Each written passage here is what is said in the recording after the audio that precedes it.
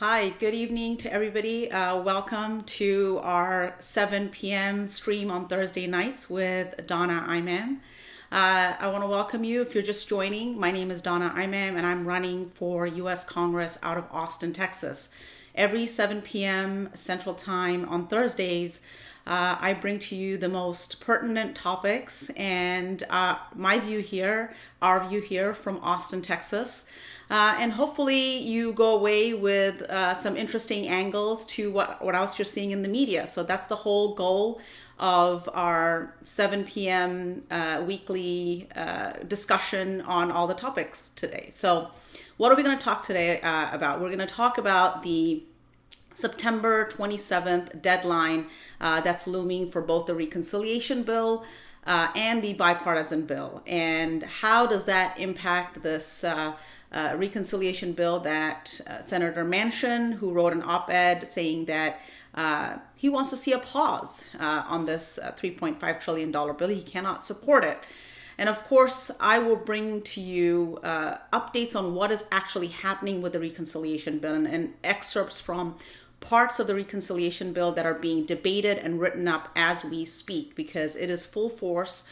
And so the top three topics are somewhat related, but I do want to shine your attention on specific parts of it so you know how it's progressing, and you may not necessarily see this in mainstream media or other news sources.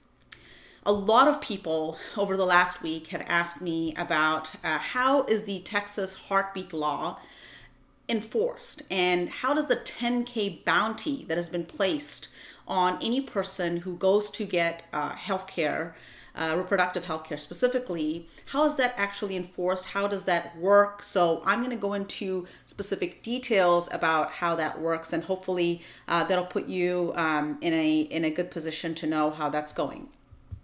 And then we will talk about the Department of Justice that filed a suit today against Texas, and what are the interesting things about it? Is this different from what happened before? And what are the items in there that could or could not lead to issues? So the Department of Justice basically filed suit against Texas regarding Senate Bill 8, which was passed back in May during our regular legislative session. And then we'll talk about the big news of today. We'll end with the big news of today, which is the Biden administration's vaccine mandate and how people are reacting to it. And I will go into details about a couple of things that I've done research on with respect to holding vaccine suppliers accountable, and right now why they can't be sued, because I think that's something that people have talked about a lot, but it really hasn't been brought up a lot in mainstream media. So hopefully you will find all of those topics of interest. So let's get going from the beginning here.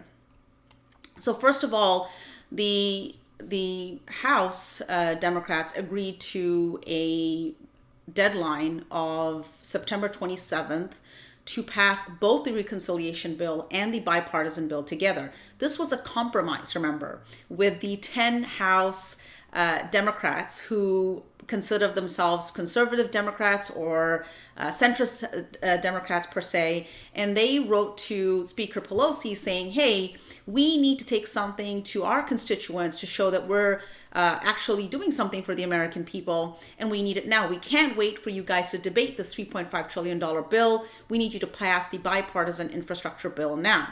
And we talked about this in all of my past streams where I felt this was going and what the strategy behind it was.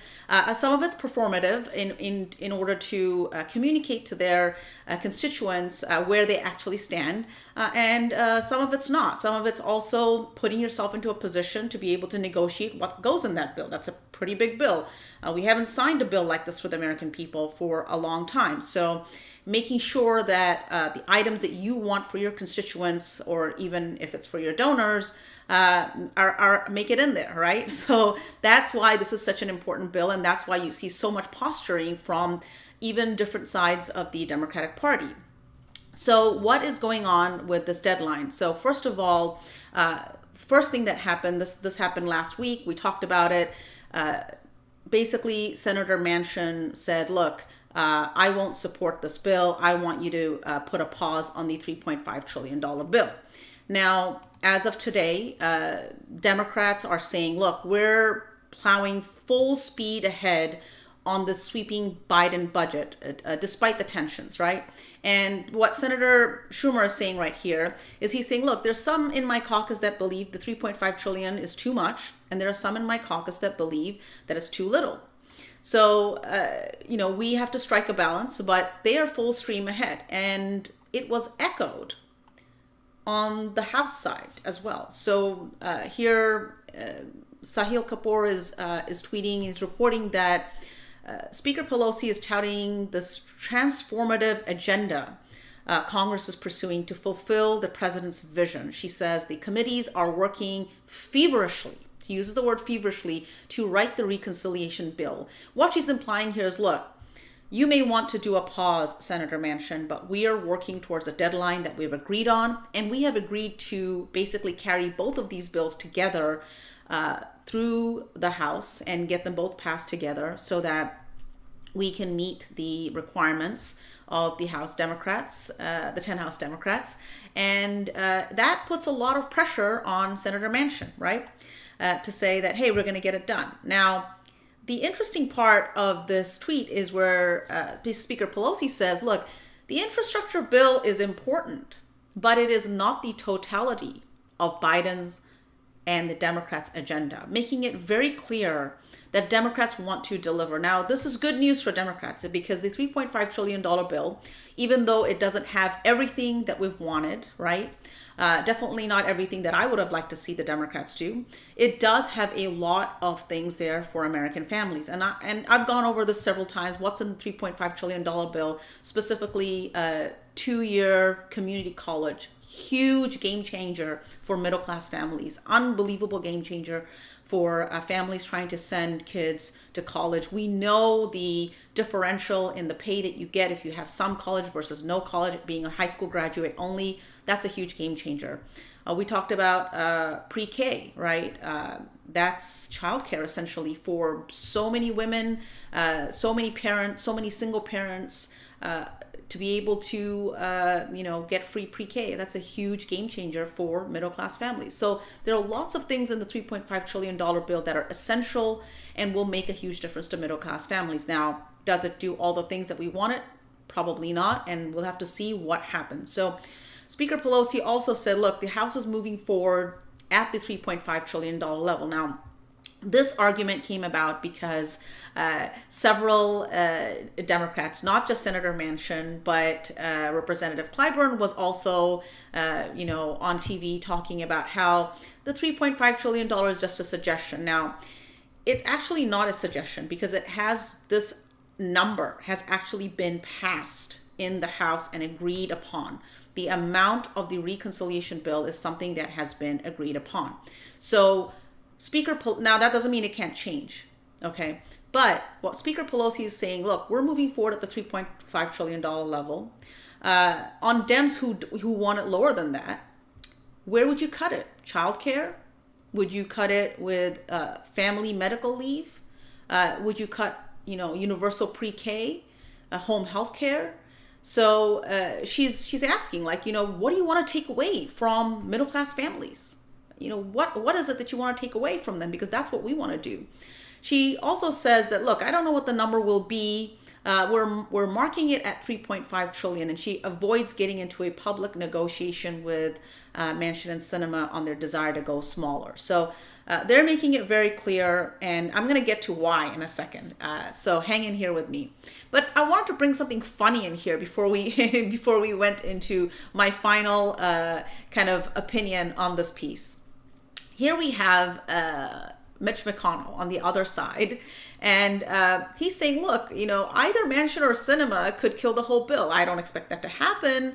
Either one of them could make dramatic changes in it. That could happen, or they could easily make a few cosmetic changes and throw in the towel.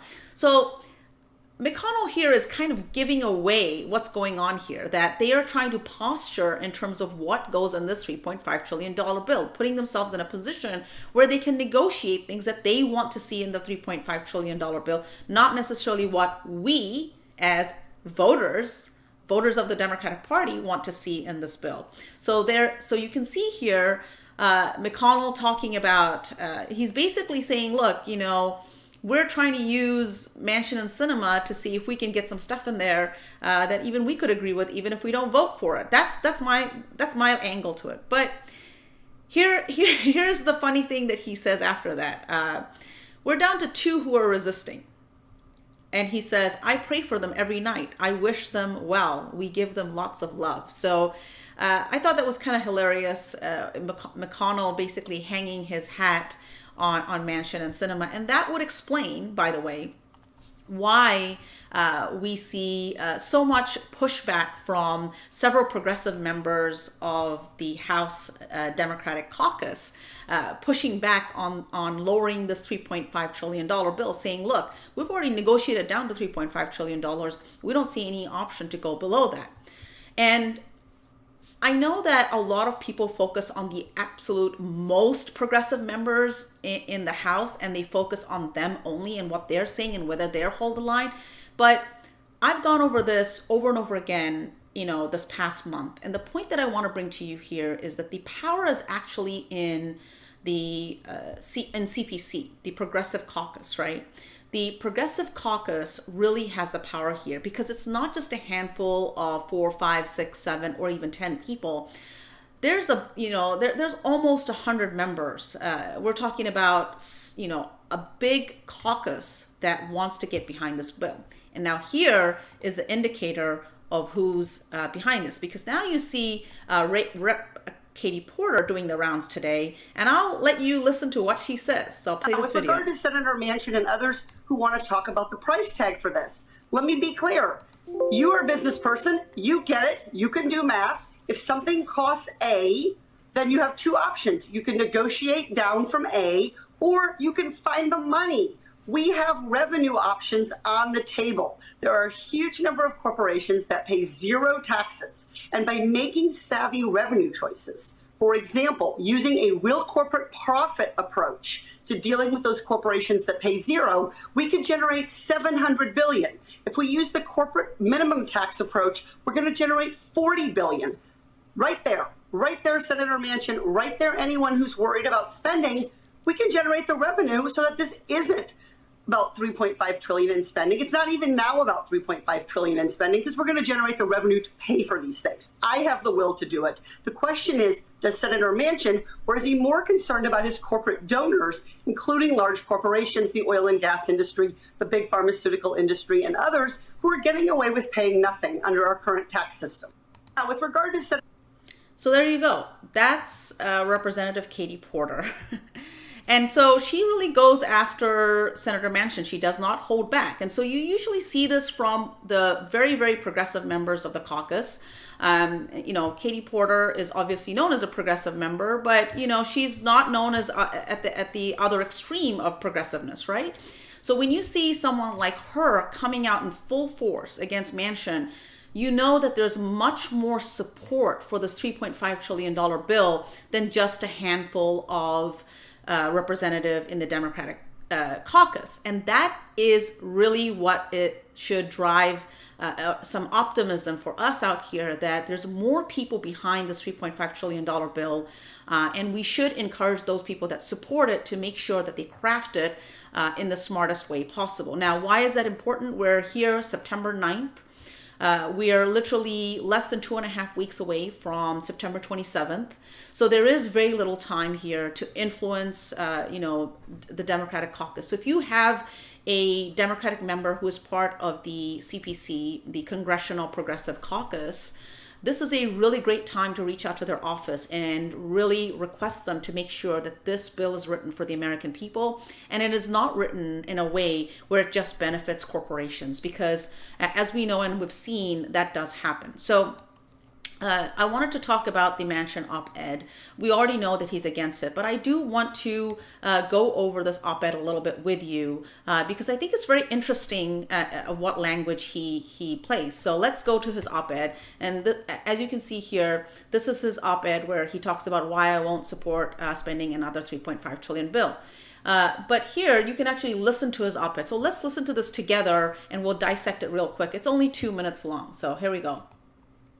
The nation faces an unprecedented array of challenges and will inevitably encounter additional crises in the future.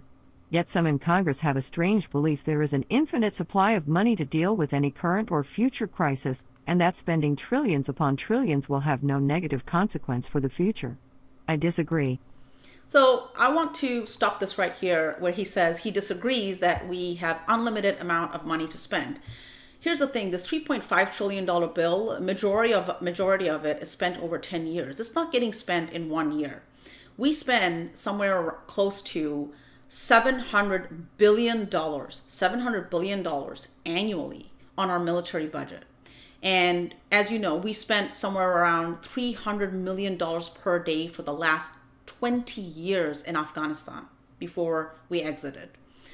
So this idea that we don't have enough money, right, where he's talking, hey, look at the spending. This spending is not in 1 year. This $3.5 trillion is over many years. We're talking about over a decade. A majority of it gets spent, I think, in the first 8 years, and then more of it gets spent in the next 2 years and some more. So this is not a huge expenditure for the American people. So let's go back and listen to the rest of this. An overheating economy has imposed a costly inflation tax on every middle and working class American. So I want you to remember this. He talks about a costly inflation tax on every middle class and working American, basically saying that, hey, you know, he's implying that there's an inflation here, right? Now, the Biden administration has been very clear that there is no inflation, that this is transitory in nature because of supply chain issues. And they have investigated the sources of specific inflation that they see. For example, this week, one of the things that they addressed about inflation was inflation among meat and poultry. And they came to the conclusion that has something to do with supply chain and the consolidation of the number of suppliers in that market, for example. So let's see. So he starts off this op-ed by saying that this has imposed, an overheating economy has imposed costly inflation tax. But let's listen to the rest of it. At $28.7 trillion and growing, the nation's debt has reached record levels. Over the past 18 months, we've spent more than $5 trillion responding to the coronavirus pandemic. Now Democratic congressional leaders propose to pass the largest single spending bill in history with no regard to rising inflation, crippling debt, or the inevitability of future crises. So here he says again, talks about inflation and debt. Remember, I've talked about this a couple of times, that when you talk about the debt of our country, that is an investment in the American people. When the American people basically are producing, they're creating products and services in this country, that is the real indicator of the health of our economy. Our debt, our national debt, is not the indicator of what kind of trouble we're in, because that is an investment. That is what the American government has invested in this country, meaning the Treasury has that much money out there in debt that they've printed. But this economy is strong. The American people get up in the morning, they go to work, they create all the wealth in this country. So this assertion that this debt and this inflation is really a lot of scare tactics going on. But we'll go through this entire thing, and the kicker is right at the end, by the way. So let's go back and listen to this rest of it. Ignoring the fiscal consequences of our policy choices will create a disastrous future for the next generation of Americans. Those who believe such concerns are overstated should ask themselves, what do we do if the pandemic gets worse under the next viral mutation? What do we do if there is a financial crisis like the one that led to the Great Recession? What if we face a terrorist attack or major international conflict? How will America respond to such crises if we needlessly spend trillions of dollars today? So here you can see that he's not only using a scare tactic, but he's giving you 3 examples of things that could go wrong. The pandemic can get worse. What if we have a huge economic breakdown like we did? Or what if we have a major conflict? Well, let's address all 3 of them. First of all, when we have the pandemic, we have many ways to handle this pandemic. Now, we know for a fact that the Trump administration did not handle this pandemic in a good way. This entire pandemic was politicized, and we'll get to that in a second. But that we know that it can be done well because other countries have handled the pandemic very well. and have been able to keep the number of deaths in their country down and the number of people contracting the virus down. So we know that can be done, number one. Number two, he talks about the huge economic challenges that we had in the 2008-2009 recession. Well, what did we do then? We wrote huge checks to who? Not to the American people, to major corporations, to the auto industry, and we bailed them out. And what happened as a result of that? Most of the money was actually returned to the government by a lot of those corporations, and a lot of it was kept. It made a lot of people very, very wealthy. Now, the American people suffered as a result of that. Many seniors lost, their life savings, their retirement accounts were emptied out because the stock market crashed, etc. The American people overcame that, and even without the government investing in them. So we can plan for these types of disasters. And remember that that economic collapse was not caused by the American people. It was caused by banks. So we need to ensure that something like that doesn't happen by ensuring that huge corporations and banks don't take advantage of the economy and take advantage of what they can do in the economy, not by using it as a scare tactic. And then the last thing that he talks about is what happens that if we have a international situation. And remember last time I brought up that the Biden administration made something very clear on Sunday morning. They said, we have significant economic leverage. And that is the one thing that we as Americans should insist that our government use over and over again to diplomatically solve international challenges and international problems. War is not an option for us. And we saw that over and over and over again. With the most recent one being what happened in Afghanistan, right? We spent 20 years there, spending $300 million a day, and we didn't accomplish really what we wanted to. We didn't accomplish anything. What we did do is we have over thousands and thousands of dead Americans, and we have a $2.3 trillion bill, plus more bills in the mail coming to us because of that war. So these scare tactics should not scare you if you're worried about the $3.5 trillion reconciliation bill. But let's listen to this last part. Instead of rushing to spend trillions on new government programs and additional stimulus funding, Congress should hit a strategic pause on the budget reconciliation legislation. A pause is warranted because it will provide more clarity on the trajectory of the pandemic, and it will allow us to determine whether inflation is transitory or not. While some have suggested this reconciliation legislation. So here's the most interesting thing. He says it will let us determine if the inflation is transitory or not. So remember, he used the word inflation twice before. This is the third time he's using it. And the last two times, he basically, insinuated or led us to believe that that was a problem. But the third time he uses the word, inflation. He says we need to figure out whether this is transitory or not, which means he does not know whether it's transitory or not. He's speculating that it may not be, yet he's using that to scare the American people. Inflation must be passed now. I believe that making budgetary decisions under artificial political deadlines never leads to good policy or sound decisions. I have always said if I can't explain it, I can't vote for it, and I can't explain why my Democratic colleagues are rushing to spend $3.5 trillion. Another reason to pause, we must allow for a complete reporting and analysis of the implications a multi-trillion-dollar bill will have for this generation and the next. Such a strategic pause will allow every member of Congress to use the transparent committee process to debate what should we fund and what can we simply not afford. All right, so there you go. That's the full Manchin op-ed. So at the very end, he says, I've always said that I won't vote for it if I can't explain it. But he doesn't say he can't explain the bill. He says he can't explain why his Democratic colleagues are rushing to vote for it. And he doesn't like this arbitrary, September 27th deadline. Let's be clear about how bills are passed, okay? This agenda, this $3.5 trillion agenda, has been in the works, not just recently, but parts of it have been in talks and in the works for a very, very, very long time. Now it's coming together. And in order to appease the 10 Democrats, centrist conservative Democrats in Congress, Speaker Pelosi said, hey, we will get both of these done by September 27th. But here's the part that a lot of people don't know. The September 27th date that has been agreed to is non-binding. So if the House wanted to, they could move out that date. If they could deliver something that is on point in what they want to do, they don't need to. So bottom line is, we can get this done. We can get this $3.5 trillion bill done. And we're really not up against any kind of real deadline.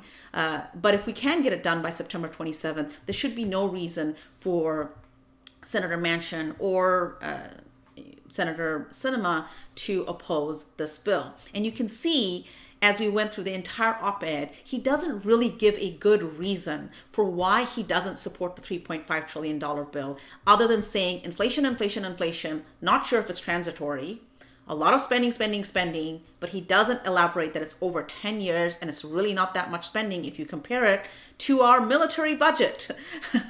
And so there are lots of things here, but there's really no substance to why he's really rejecting it. And there are a lot of scare tactics here, but I don't think they'll work on the Democratic people and the Democratic voters. So with that, let's go to what is happening in the reconciliation bill. I do want to go into details of what's happening because I do think that is a really, really important part. So let's go into the reconciliation bill. There we go. So the first thing that's happening in the reconciliation bill tomorrow is Democrats are going to go make the case for immigration reform. So one of the things that they want to put in the reconciliation bill is the ability to give a pathway to citizenship for DACA recipients, for temporary protected status or TPS recipients, for specific farm workers, essential workers, frontline workers that were really involved in the pandemic. So that is, it is a subset of people that right now really need a pathway to citizenship in our country. However, the Senate parliamentarian has not basically signed off on whether that can be done. So tomorrow, Friday, they will be debating this. So that is number one item that is happening. The other thing that is happening in this reconciliation bill is that we have lobbyists and Democrats battling over who gets taxed. And this is a very important part. I don't know how much this has been talked about, but this came out in the New York Times today, and I will show you some excerpts of it. So some of it where the lobbyists are talking about changing the tax rate, that's income tax specifically. And you know how I feel about income tax, right? Billionaires don't pay income tax, and neither do 100 millionaires. So income tax is really a burden on the middle class and upper middle class, people who basically have income for a living, versus other sources of revenue.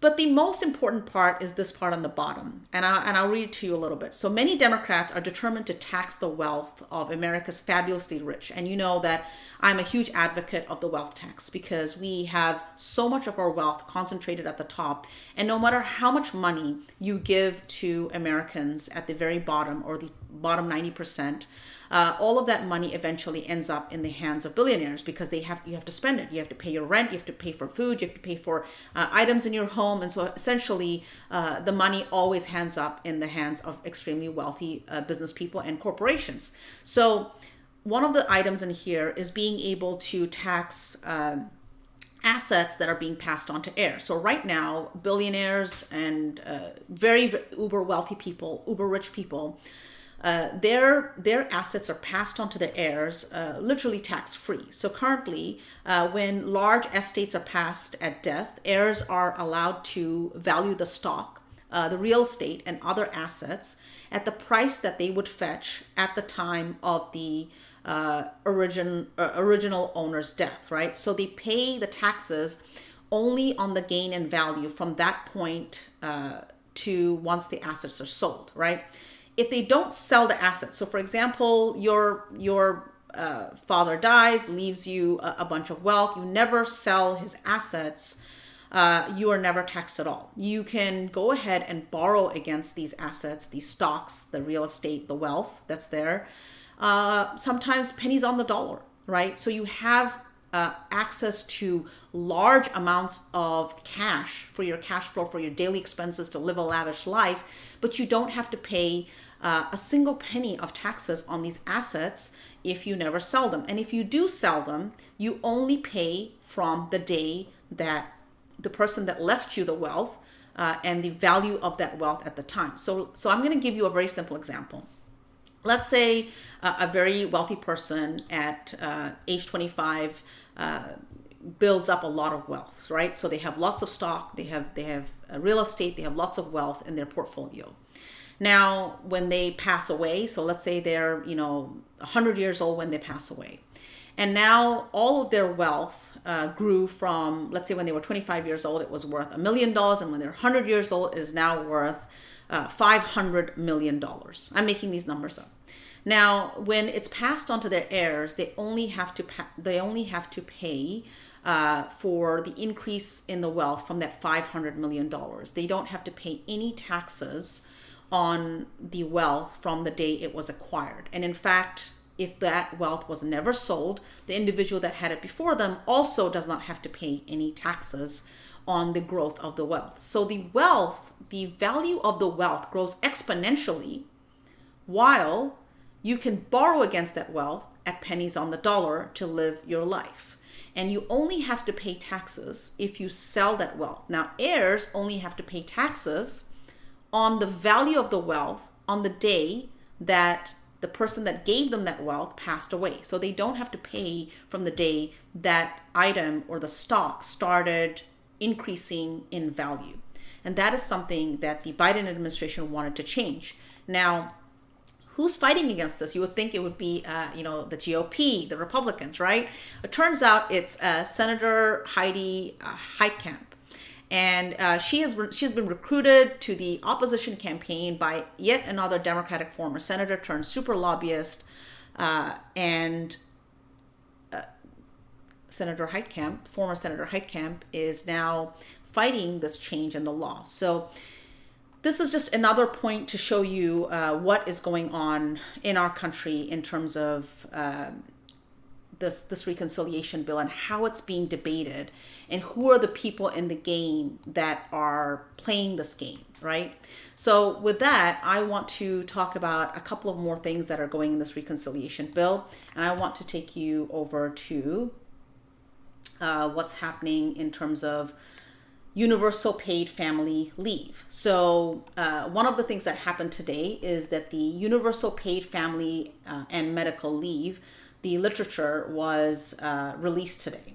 And so this is not the final part of the bill. This is part of the $3.5 trillion bill, but it's 77 pages. So this is something that you can read, but it was released earlier today. Now, I do want to talk about some analysis this was done. So People's Policy Project is an organization out there that's done some analysis on this. And I wanted to bring up just this specific table right here where they talk about how people will get money for this leave.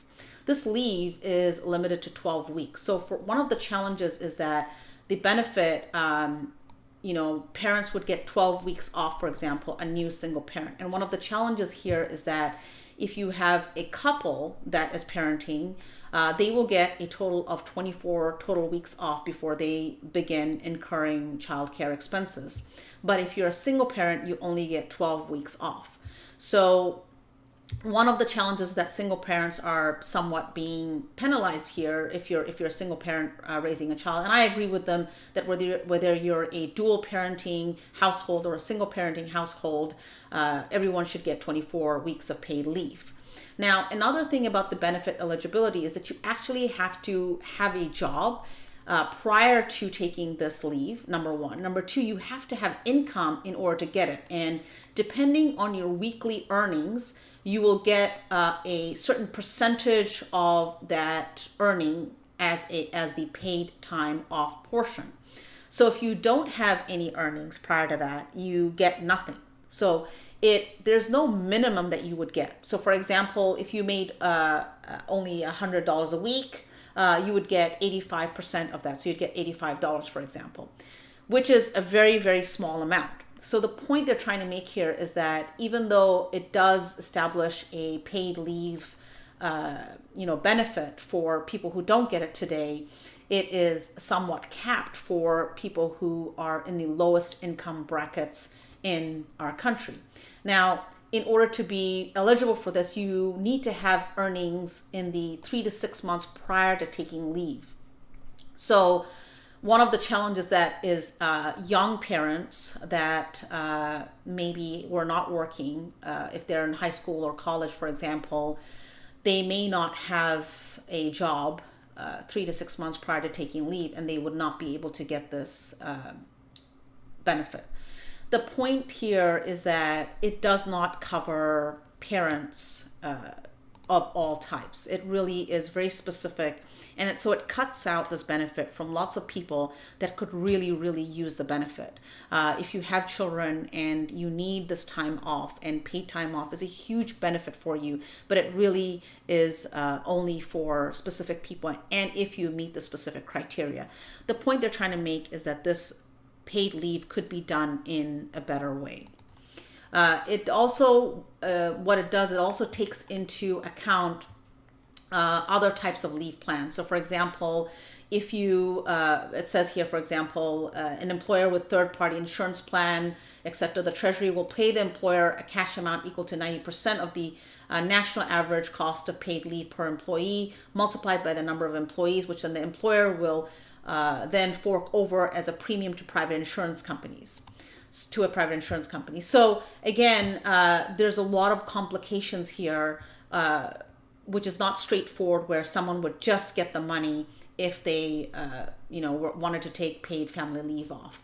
And I think this is one of the important things that I wanted to bring up, is that just because we have this bill, it doesn't necessarily mean that all of the items in here are useful and really do good things for the American people. I think paid family leave is a huge game changer for many families, but we also want it to cover the most number of families that it possibly can. In fact, I believe that it should cover every single parent, no matter what. And I think these are the important things that, as we talk about the reconciliation bill, that are important to keep our eyes on. So the next topic that I wanted to talk to you about is the 10K bounty enforcement in Texas. As you know, Texas passed what's called Senate Bill 8 back in May.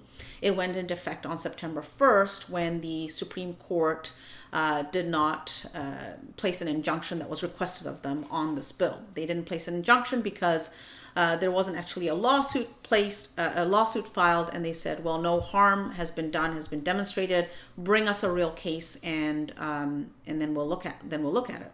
Now, a lot of people have asked, how is this 10K bounty actually enforced? So I want to go over some of the ways that it is enforced, because it is a novel way of enforcing the law. So right now, the Texas legislature has barred all government officials, such as the Attorney General, local prosecutors, and the Health Department, from directly enforcing Senate Bill 8. Instead, what it does is it deputizes private citizens to enforce the law. So that means anybody in the state of Texas, and it doesn't even specify that they have to live in the state of Texas, can basically bring a lawsuit against anybody else that they believe have violated Senate Bill 8. Laws have not been written like this before. So this is a very unique way of writing a law, enforcing the law by basically, telling everybody that you can be a bounty hunter. And it goes after healthcare providers, individuals, anybody who helps the individual get healthcare, reproductive healthcare. It could be a family member, it could be an Uber driver, etc. These are examples that have been given over and over again. Now, these lawsuits are civil suits, and they're permitted regardless of whether the person suing has any connection to the person getting the healthcare. So it doesn't matter. You could be anybody and you can sue anybody. It also does not limit how many times one provider or one person can be sued. So it's possible that a provider can be sued over and over again, with the intent being to basically financially drain them of resources to be able to fight these lawsuits. Even if the provider or the person being sued wins the case in court, then they do not have to, the person suing them does not have to pay their bills.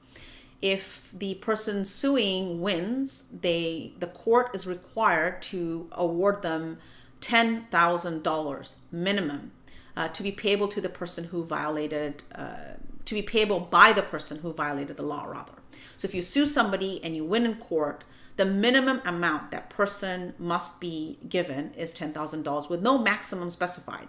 So technically, the maximum could be much higher depending on the judge that's judging the case. Now, this act can be forced into any one of Texas's 254 counties, meaning that you could be a provider or a person in one county, you could be sued in another county, and you'd still have to go defend yourself. So that in itself is a very strange part of the law, number one. Number two, you can't transfer that lawsuit unless both parties, the party that's the plaintiff and the defendant, both agree to transfer the lawsuit. So for example, let's say there's a conservative person, a conservative judge in one county, you can basically sue them in that county instead of the county where that person lives, for example.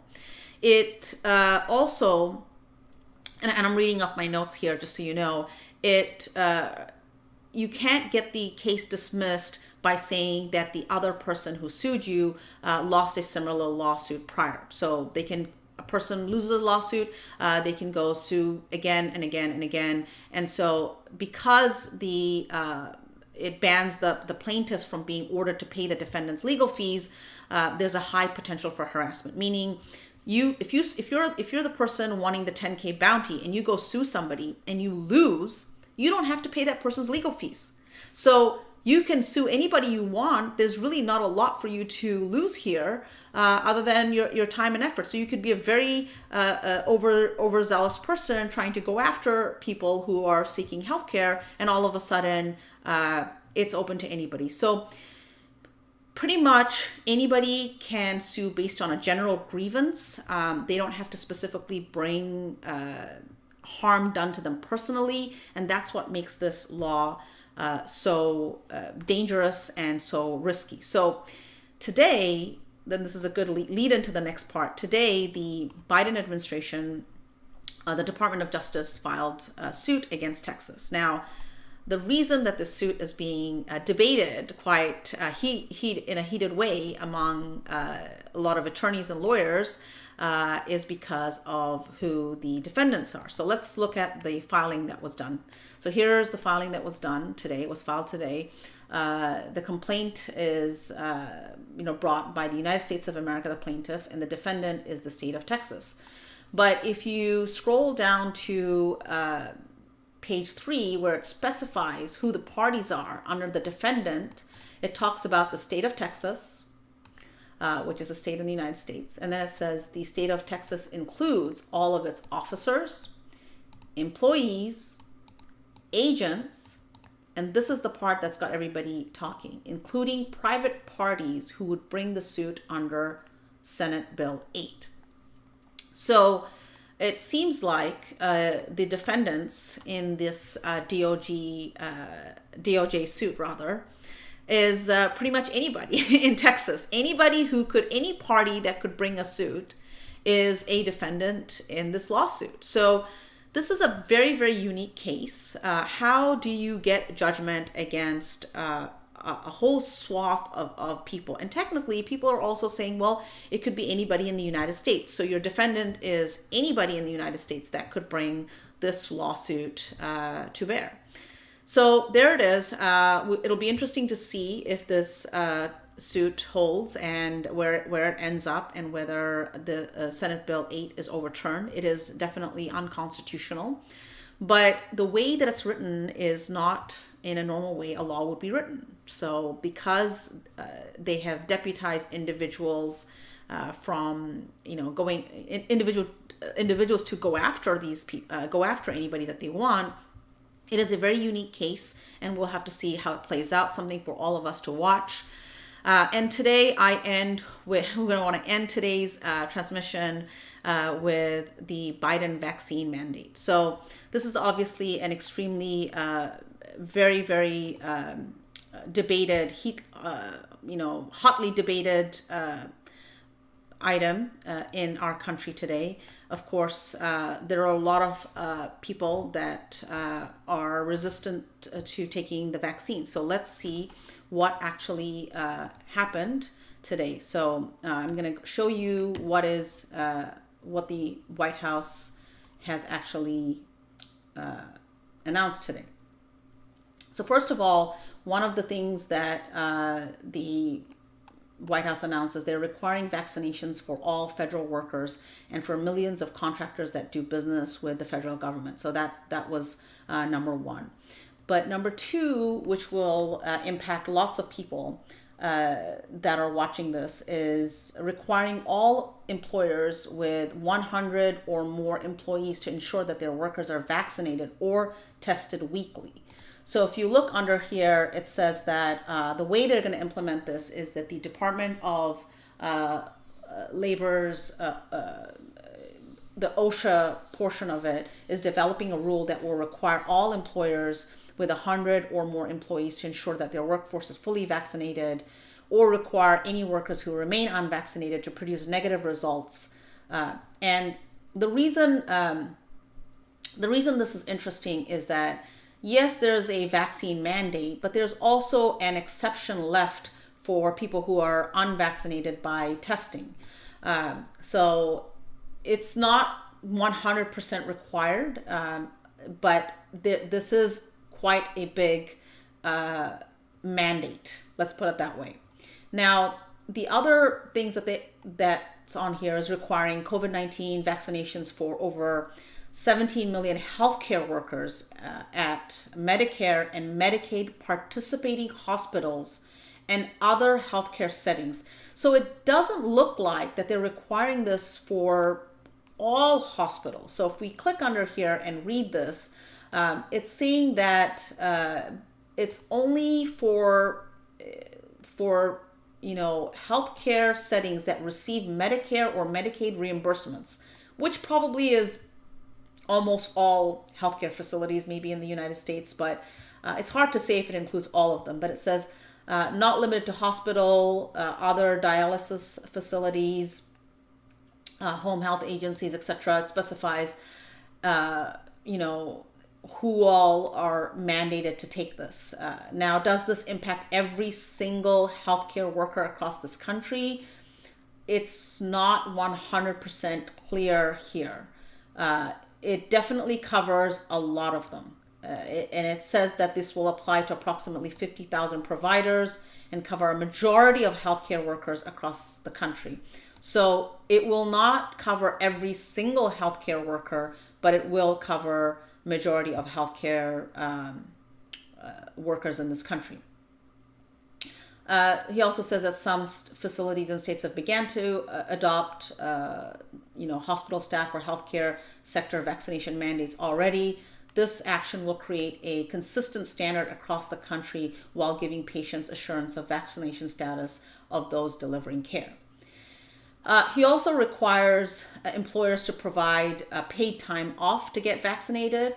And then this is the part that I really want to focus on before I get off this website, is he's calling on entertainment venues to require proof of vaccination or testing for entry. But this is not what I'm actually talking about. What I wanted to talk about is the testing part of it. And it seems like I've lost that. But part of the testing is that it will require the government to provide test kits, COVID-19 test kits at reduced prices. And I did see this here somewhere. Let's see if I can find it again. It's talking about boosters. Yeah, I'm not seeing that here. But one of the items that I did want to bring to your attention, let me see if I can just still find it here, is about testing. So let's see if I can find this. Oh, here we go. Increasing testing and requiring masking. So this is the part that I really want to focus in on. President Biden is using the Defense Production Act, the DPA, and he's procuring nearly $2 billion in rapid point of care and over-the-counter at-home COVID tests. 280 million tests in all. So that's a lot. Now, they will also ensure that these tests will support lots of different facilities, for example. But the part that I wanted to focus on is that it will also make these available throughout the community at various places. Let's see. Here we go. The other thing it will do is it will offer certain retailers to sell these tests at cost for the next 3 months. This means Americans will be able to buy these tests online or at local retailers for up to 35% starting the end of this week.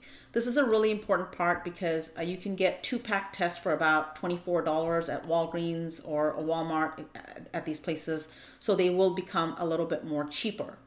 There will be all these tests that will be available at various places too. So you can get free testing at various places, and you can also pick up these test kits at various places.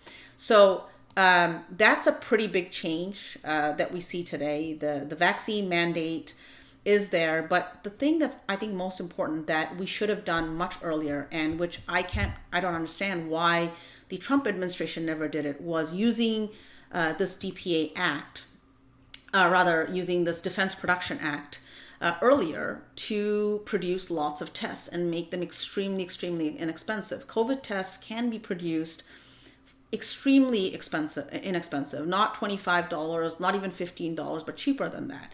And I still don't get to this day why we didn't make that part of our pandemic response. So it is very good to see President Biden saying that he is finally going to use DPA to get more tests out.